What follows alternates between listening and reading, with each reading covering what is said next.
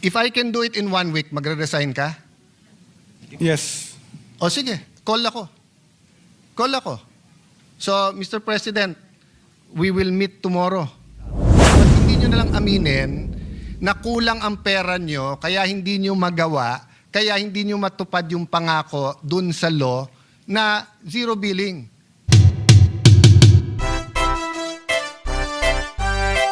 I'm telling you, pinapahirapan nyo ang sarili nyo.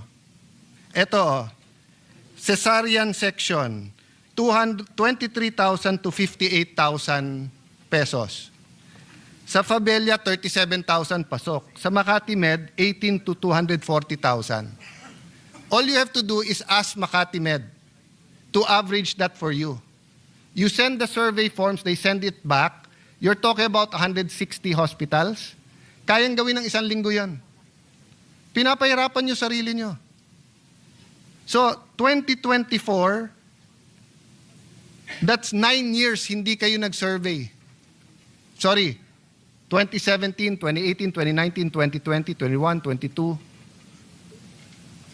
7 years. So last year, nilagyan nyo na lang percentage. Ngayon, November na, wala pa rin. So habang wala yan, niloloko natin ang tao sa billing nila. Kasi announce tayo ng announce na don't worry, may PhilHealth, lahat kayo, membro, may zero billing, may billing, may ganitong programa, etc. Litong-lito na sila. Di ba? So why don't we simplify it? Oh, so assuming we do it your way, when will you get the average? When will you get the cost analysis survey results? Middle of 2026. If I can do it in 1 week, magre-resign ka? Yes. O sige, call ako. Call ako. So, Mr. President, we will meet tomorrow. And I will bring an IT expert. You bring the list of the 160 hospitals and all of this case rate. Okay? No, sir, hindi pwedeng tungo-tungo lang dito sa Senate. Seryoso tayong pinag-uusapan. Be here at 4 o'clock tomorrow? Can you be here at 4 o'clock tomorrow? PhilHealth, President?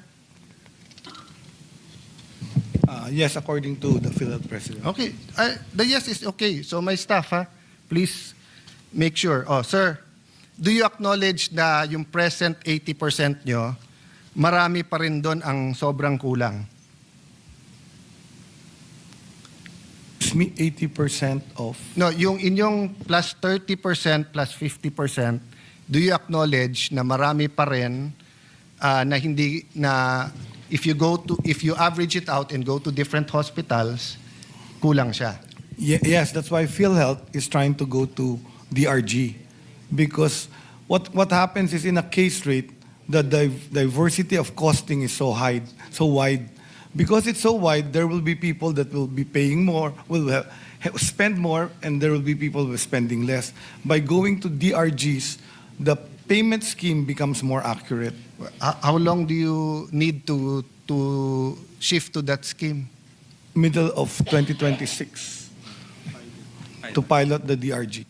So ipapilot nyo Right pala. now, it's actually being implemented as a shadow. Yeah, Mr. shadow Secretary, billing. what I'm trying to tell you is even in the present cost analysis, you can do it right away and people won't suffer. But hindi nyo nalang aminin na kulang ang pera nyo, kaya hindi nyo magawa, kaya hindi nyo matupad yung pangako dun sa law na zero billing. Kasi kung yung even on the cost analysis, madaling gawin yun. Kasi mag-a-average ka eh.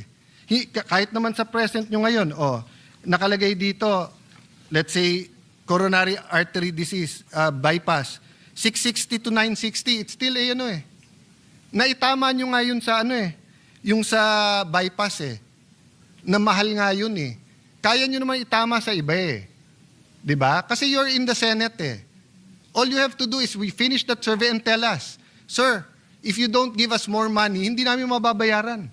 We don't expect you naman to pick from your own pocket Di ba? Pag natapos natin tong lahat na survey na to at lalabas, eto yung number of patients, average, eto yung pera. Oh, Mr. Senators, Congressmen, Mr. President, you're giving us 60 billion, pero sa computation namin, pag inayos namin yung case rate, 120. So ang kaya lang namin sa mga to, libre, o kaya 50%. Di ba? Garbage in is garbage out eh. If we do not have these rates, and we haven't had it accurately till 2017, we cannot really tell people na isi-zero billing namin kayo. Pwede ba, kung cesarean, pwede ba pagdating sa heart center, boss, cesarean ako, pero sobra kasi dito, hindi zero billing, i-bypass nyo na lang ako. Pwede natin pagyabang eh, na ang bypass kasya.